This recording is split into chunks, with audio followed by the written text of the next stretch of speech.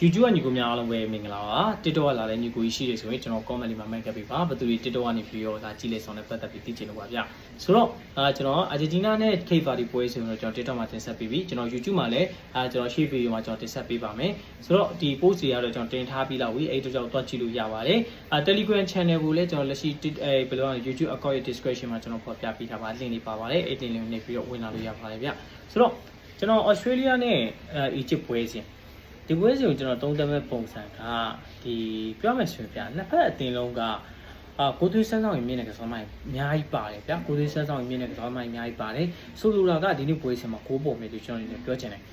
နှစ်သင်းလုံးနေတဲ့900နိုင်တီလည်းအများများလို့ခန်းစစ်ပိုင်းရဲ့အမားတွေကလည်းကျွန်တော်တို့အများကြီးတွေ့လာနိုင်တယ်ပြောမယ်ဆိုဒီနှစ်သင်းရဲ့ကျွန်တော်တို့ဒီအားနဲ့ချက်ကခန်းစစ်ဗျပြောမယ်ဆို Australia ကတော့နည်းနည်းခန်းစစ်ကောင်းတဲ့ထဲပါတယ်ဗျာ